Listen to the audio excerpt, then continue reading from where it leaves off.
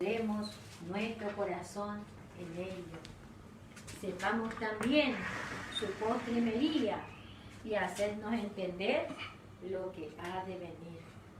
Darnos nuevas de lo que ha de ser después, para que sepamos que vosotros sois dioses, o al menos hacer bien o mal, para que tengamos que contar y juntamente nos maravillemos. El Señor añada bendición a su palabra. Vemos acá el profeta Isaías retando a los falsos dioses. ¿Quién como nuestro Dios? Él presenta a su Dios y dice a Jehová. Dice Jehová, presenten pruebas, dice el rey de Jacob. Traigan, anúncienos lo que ha de venir. Dice, mostrar las cosas que están todavía para venir en lo futuro, para que podamos conocer, le dice acá al profeta. Y nosotros conocemos lo que ha sido antes y lo que va a ser después. Esta es una profecía y sabemos que conocemos al Dios vivo, al Dios verdadero, al Dios viviente. Y Él tiene una habilidad. Él hace conocer, dice, de antemano todas las cosas. Nosotros podemos decir, tenemos un privilegio. Conocemos el presente, conocemos el pasado, pero también conocemos el futuro. Y esto es lo que el mundo no conoce, lo que le depara el Señor después de esta vida. Y por eso el hombre tiene miedo a la muerte, no quiere saber nada. Cuando llega ese momento, no sabe cómo presentarse ante su Hacedor. Cuando termina la vida acá en la tierra y comienza la verdadera vida para los que están en Cristo. Pero para aquellos que no están en Cristo, bueno, ahí empieza recién el problema. Y vemos que la palabra dice es profética, es segura. Y sabemos que todo lo que sucedió y lo que va a suceder, eso es una realidad para la fe. Y esto es lo que al hombre muchas veces le hace errar. Quiere hacer algo para merecer ser salvo. Y yerra porque Dios hizo todo en la cruz del Calvario. Cuando Cristo vino a traer liberación, vino a traer vida eterna. El hombre que estaba esclavo en el pecado, a ese hombre le vino a dar liberación. Nos redimió del pecado y de la muerte. Esto es lo que los hombres no entienden y quieren hacer algo para merecer su salvación. Y por eso Pablo tanto habla acerca de el error. Y Dios en la antigüedad también. Y se retaba a aquellos falsos que venían y decían, bueno, ¿qué vamos a hacer? ¿Qué podemos hacer para agradar a Dios? Y sabemos que lo único que agrada a Dios es nuestra fe. Nuestra fe. Y mirando la palabra comprendemos que es así. En Hebreos capítulo 11, verso 6, vemos cómo Dios se agrada de nuestra fe. Y dice, pero sin fe es imposible agradar a Dios. A Dios lo que más le agrada es nuestra fe. Y a veces esa fe que necesitamos no es una fe tan grande, sino solamente un poco de fe. Jesús le dijo a sus discípulos, si tuvierais fe como un grano de mostaza, diréis a este monte, pásate y échate a la mar. Y meditando así en la palabra, nos damos cuenta que esa fe inicial que tuvimos para aceptar a Cristo, esa fe que tuvimos un día de pequeño para aceptar y otro cuando ya de grande, esa fe nos dio a nosotros la vida eterna. Una pequeña porción de esa fe. La fe suficiente para creer en Cristo y para ser salvo. Pero esa fe, hermano, tiene que ir avanzando y creciendo. Y en la medida que crecemos en fe, también crecemos en estatura espiritual. Dice la palabra que sin fe es imposible agradar a Dios, porque es necesario que el que se acerca a Dios crea que le hay. ¿Sí? ¿Cómo nos acercamos a Dios? A veces nos acercamos con incredulidad. Y en eso sabemos que la incredulidad es pecado ante nuestro Dios. Por eso muchas veces no viene la respuesta a nuestra necesidad, porque en nosotros hay incredulidad. Esa es parte de la vieja creación del hombre. Pero el hombre nuevo cree. Y tenemos que acercarnos con plena certidumbre de fe, dice Pablo también en esta misma carta a los hebreos. Y entonces la palabra enseña que al acercarnos a Dios se crea que le hay. Porque Él es galardonador de aquellos que le buscan. Él es quien va a darnos un día nuestro galardón. Creemos en nuestro Señor, sabemos lo que Él vino a hacer en la cruz del Calvario. Él ganó todo en esa cruz. Y siempre leyendo su palabra y los estudios de la palabra de Dios, encontramos que la incredulidad es voluntaria del hombre. El hombre decide, o cree o no cree. Y sabemos que cuando Cristo estuvo en la tierra, su pueblo no quiso creer. Ellos no quisieron creer en su rey. Y bueno, su propia actitud demostró que en ellos no había fe. Y por eso Dios nos da a nosotros estos versos, que la fe, dice, viene por el oír. Y a veces decimos el oír, ¿y qué? No puede no oír cualquier cosa, sino la verdad. La palabra de Dios, la sana doctrina, la palabra de gracia engendra sana fe en los oyentes. Si no, si usted escucha cualquier mensaje, cualquier cosa, usted va a dudar, usted va a tener una confusión. Por eso escuchamos solamente la palabra de verdad. No, Israel no creyó. El Señor, a quien Isaías vio, dice en visión sentado en el trono, Él vino, dice, para libertar. Isaías habló de este Señor. Él le vio, Dios le mostró lo que Él era. Y por eso Isaías pudo hablar así.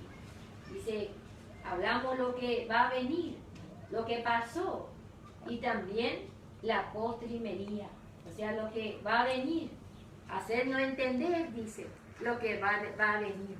Y esto es lo que el hombre no entiende, que tenemos que prepararnos.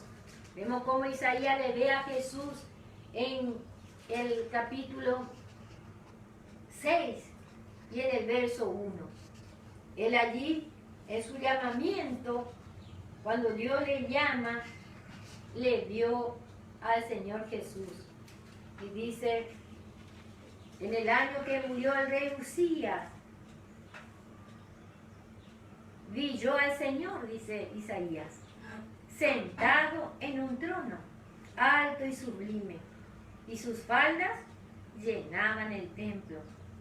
Por encima de él había serafines, cada uno tenía 6 alas, con 2 cubrían sus rostros, con 2 cubrían sus pies, y con 2 volaban. Y el uno al otro daba voces diciendo, Santo, Santo, Santo, Jehová de los ejércitos, toda la tierra está llena de su gloria.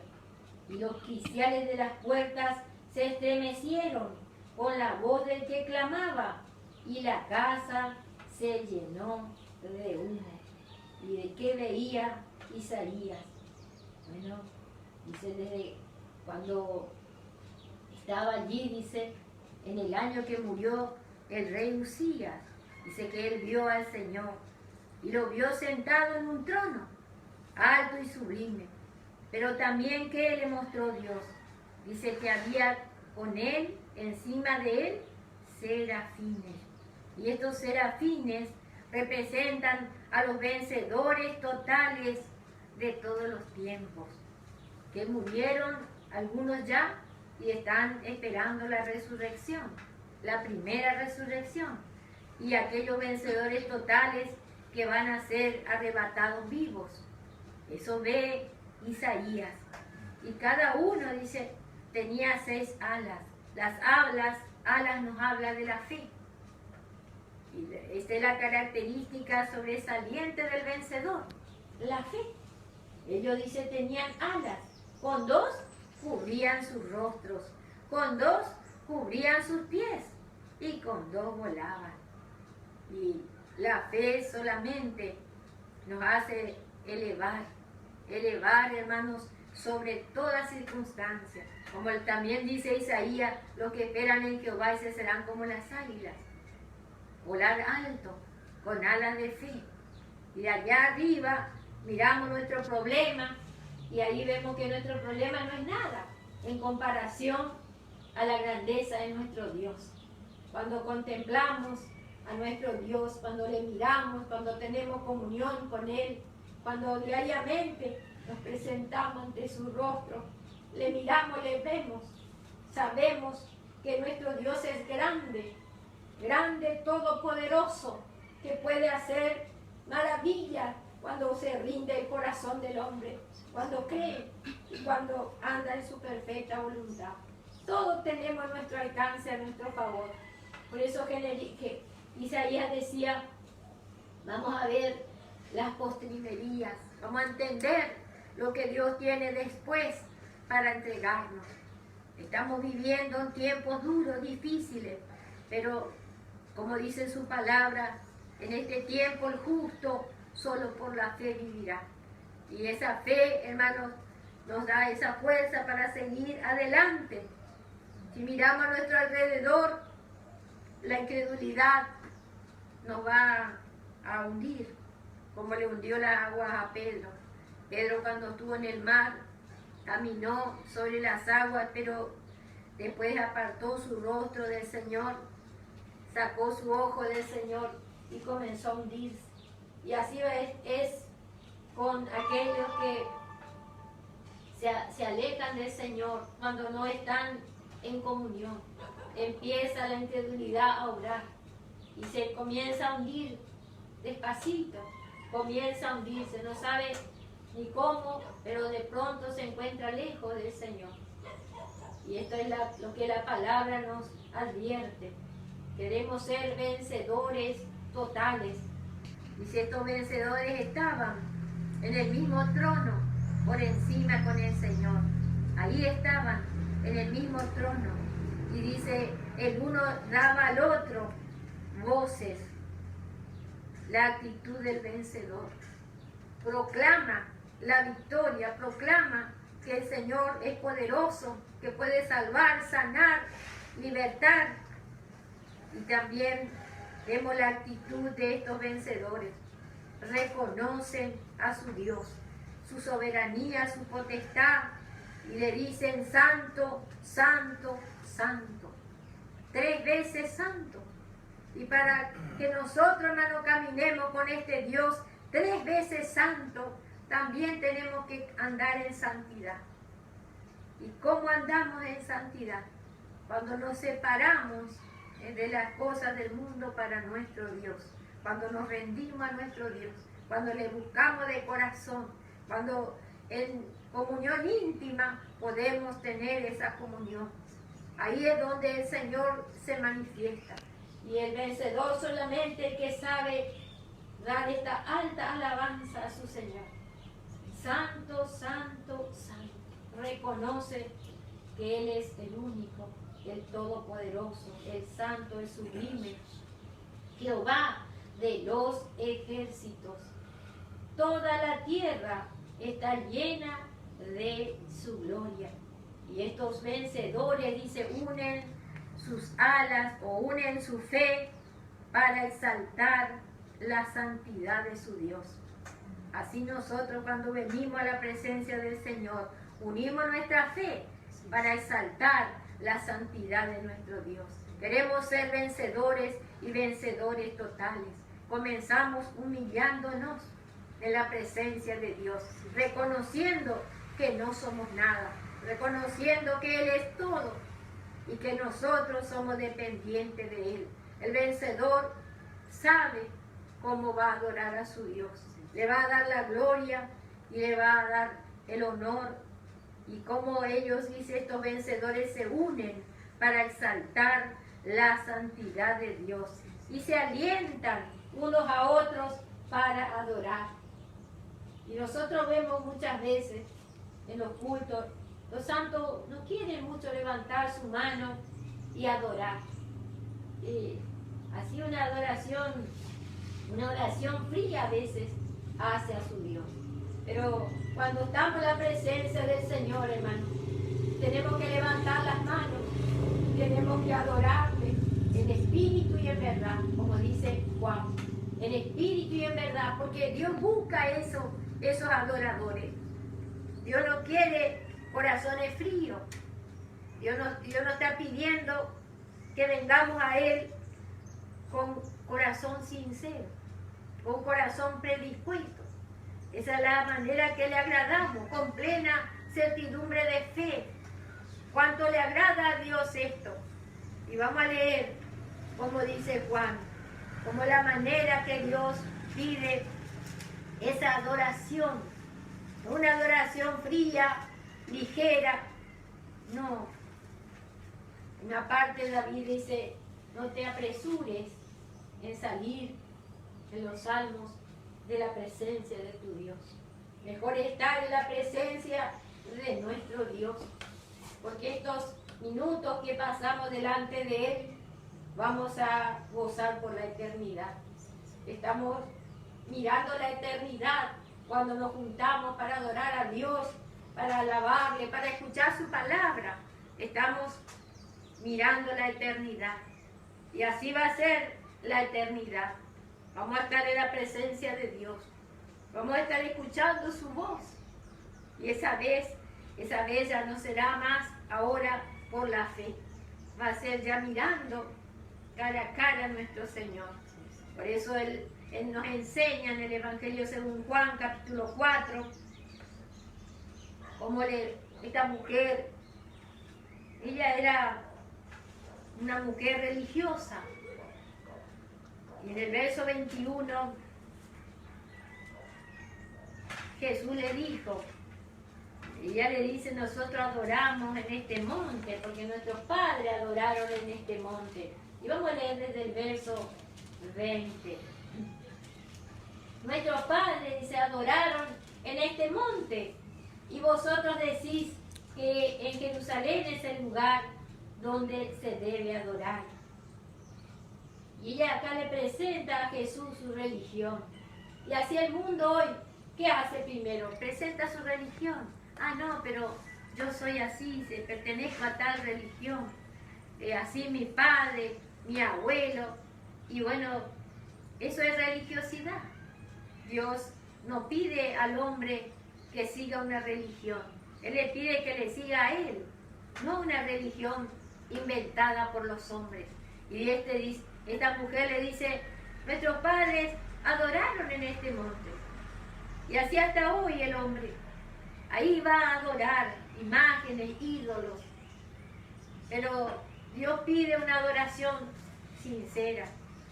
Y entonces Jesús le dijo, mujer, créeme que la hora viene cuando ni en este monte ni en Jerusalén adoraréis al Padre. Vosotros adoráis lo que no sabéis. Así el mundo no sabe lo que adora. Adora imágenes, adora hombres y así. Pero el Señor Jesús fue clarito. Dice, nosotros adoramos lo que sabemos, porque la salvación viene de los judíos. Y Él era judío. Él era el Hijo de Dios, hecho hombre. Y vino, dice, a su pueblo, a Israel. Él vino a mostrar al hombre la salvación. Pero también le hace esta advertencia. Mas la hora viene, y ahora es, cuando los verdaderos adoradores adorarán al Padre en espíritu y en verdad. Cuando venimos a Él, tenemos que venir para adorarle en espíritu y en verdad. No como el religioso que repite nomás porque sabe de memoria. Y nosotros, hermanos, no sabemos nada, solamente lo que el Espíritu Santo nos va revelando. Y dice, mas la hora viene. Ahora es cuando los verdaderos adoradores adorarán al Padre en espíritu y en verdad. Y esta parte que tanto me atrae, Dice, porque también el Padre, tales adoradores, busca que le adoren. Como el Padre se encuentra gozando, gozoso, se encuentra, podemos decir, su corazón, dice, se deleita viendo a estos adoradores. Aquellos que sinceramente vienen a su presencia para adorarle en espíritu y en verdad. No en la carne, no religiosamente, sino con un corazón sincero, con un corazón puro. Dios es espíritu y los que le adoran en espíritu y en verdad, es necesario que adoren. Nosotros vamos a pasar la eternidad adorando al Señor. Y acá en la tierra aprendemos, hermano, a adorar a Dios. Este es un lugar de preparación, un lugar de, podemos decir, de ejercicio. Nos vamos acostumbrando también a tener ese alto respeto, a tener un corazón sincero, a venir por nuestra necesidad, a clamar al Dios verdadero. Y qué lindo es porque realmente acá en la presencia del Señor encontramos el gozo, la paz, todo lo que el Señor tiene para darnos. Y a veces nos tomamos todo, porque todavía somos muy niños, no alcanzamos a comprender, pero el Señor promete darnos crecimiento. Y vemos cómo Isaías ve a Jesucristo y Él le da la gloria. Santo, santo, santo. Exaltan la santidad de Dios estos vencedores. Y los quiciales de las puertas, dice el verso 4 de Isaías capítulo 6, se estremecieron con la voz del que clamaba. Y la casa se llenó de humo. Se llenó de la presencia de Dios. Ese humo representaba la presencia de Dios. Y él vio su gloria. Isaías vio su gloria, habló con él. Y sin embargo, Israel no pudo creer cuando Dios le mostró su gloria delante de Moisés. Ellos se taparon los ojos, se taparon los oídos, no quisieron escuchar. Dice, no, dice, hablanos vos nomás, no, que no queremos escucharle a él. Y así el hombre hasta hoy. Si miramos su palabra, no cuando él, cuando está allá en el monte y habló, dice, no fueron capaces ni pudieron escuchar esa voz. Se taparon los oídos, se taparon los ojos cuando Dios mostró un poquito de su gloria. Ellos tenían la gloria de Dios ante sus ojos, pero no quisieron creer. Y los pocos que creyeron, temieron, y por causa de los fariseos tampoco podían seguir abiertamente al Señor. Y como dice su palabra, ellos amaron más la alabanza de los hombres que la alabanza de Dios. Porque muchos dejaron de alabar el nombre del Señor, porque estaban ahí los fariseos, estaban los principales, entonces se callaron. Y vamos a mirar en Juan 12, cuando Jesús estuvo en la tierra.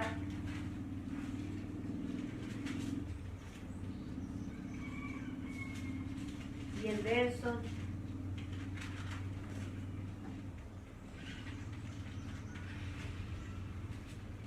dice, Jesús clamó y dijo, el que cree en mí no cree en mí, sino en el que me envió.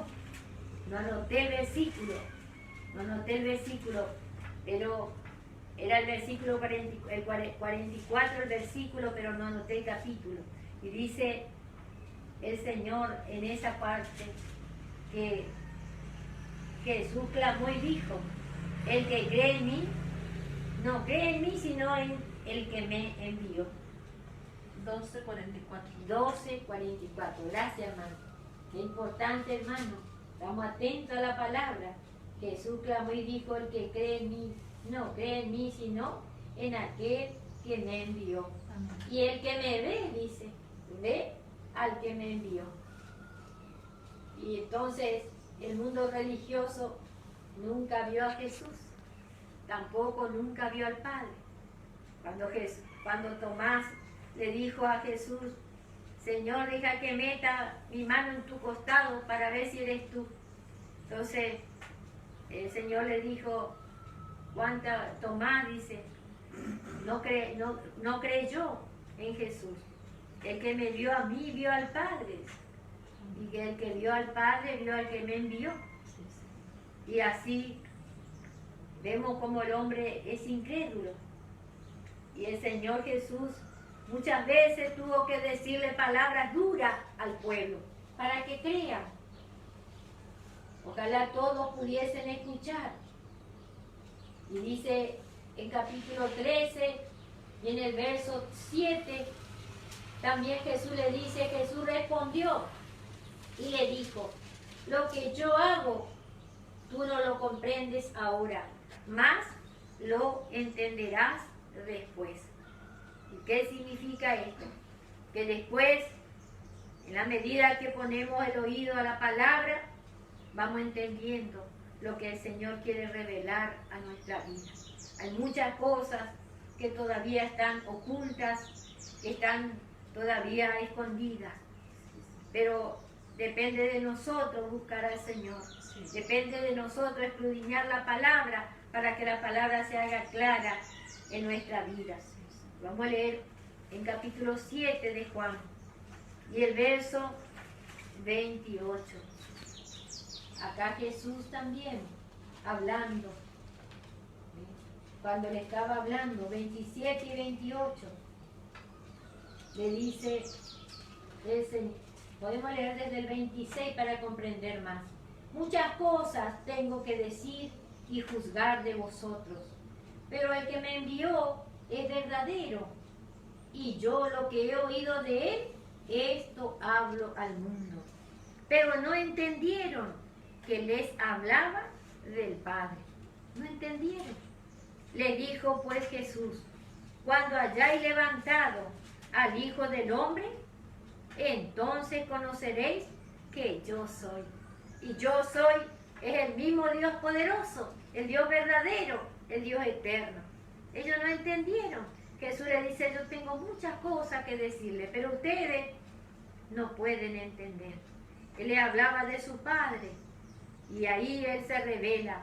Dice, entonces van a conocer que yo soy. Y yo soy es el nombre de nuestro Dios todopoderoso.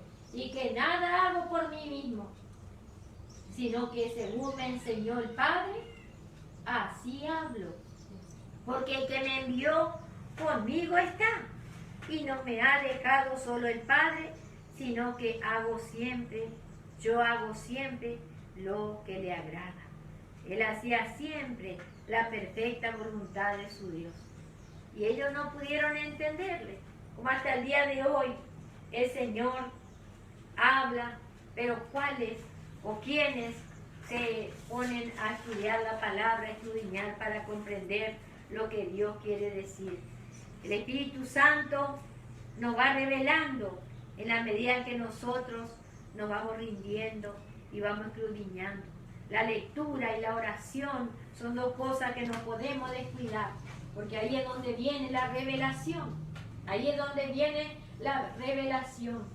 Y bueno, Él estaba mostrándole, cuando yo sea levantado, dice, cuando Él muera en esa cruz, fue necesario ese paso, su muerte y su resurrección, para llegar a Él a ser la cabeza de la nueva creación. Y hoy nosotros entendemos estas cosas, que Él mediante esa muerte en la cruz llegó a ser la cabeza de la nueva creación. Y sabemos también lo que el Señor nos ha dejado, una herencia preciosa en gloria. Y esa herencia tenemos que ir tomando, sabemos, por la fe. Y sabemos también que el hombre no va a dejar muchas cosas. A veces nuestra carne es nuestro peor enemigo. Decía nuestra amada Budi que la cruz precede a la corona. Él tuvo que morir primero para tener el reinado. Y así también nosotros. Si nosotros nos examinamos, si nosotros nos juzgamos, si juzgamos nuestra carne, si realmente queremos crecer y juzgamos nuestra carne, un día también vamos a crecer en estatura espiritual y el Señor nos va a dar la corona, el reinado. Si amamos, hermanos, nuestro alto llamamiento, vamos a juzgar nuestra carne, porque esta carne quiere ser religiosa, esta carne quiere ser incrédula, esta carne quiere lo fácil, quiere lo del mundo, no quiere sufrir, pero el éxito está ahí, escondido. Pablo le dice a Timoteo, si sufrimos, también reinaremos con él. Y a veces negamos sufrir, hermano, no queremos sufrir, pero es parte de nuestro camino, es parte de nuestra preparación. Y en la medida que entendemos la voluntad de Dios en nuestra vida, tomamos esa prueba, ese sufrimiento, como un eterno peso de gloria. Qué lindo, porque ahí entendemos lo que Dios quiere para nosotros. Que el Señor abra los ojos de nuestro entendimiento. Si quiero terminar con leyendo ese versículo. Efesios, Pablo oró tanto. Y dice, capítulo 1, y versos 17 y 18, para que el Dios de nuestro Señor Jesucristo, el Padre de gloria, os dé espíritu de sabiduría y de revelación en el conocimiento de Él, alumbrando los ojos de vuestro entendimiento. ¿Para qué? Para que tengamos una alta visión de lo que Cristo ya nos ganó, lo que va a venir, la postrimería, como dice Isaías, alumbrando los ojos de vuestro entendimiento, para que sepáis cuál es la esperanza que Él os ha llamado y cuáles las riquezas de la gloria de su herencia en los santos. Si conocemos nuestra herencia, vamos a querer tomarla, vamos a querer tenerla para nosotros. Si desconocemos, no va a haber deseo. Por eso el Señor nos muestra por medio de su palabra, y que el Señor siga alumbrando, hermano, nuestro entendimiento, revelando más y más su palabra. Hasta aquí nomás, que el Señor bendiga ricamente su palabra, y vamos a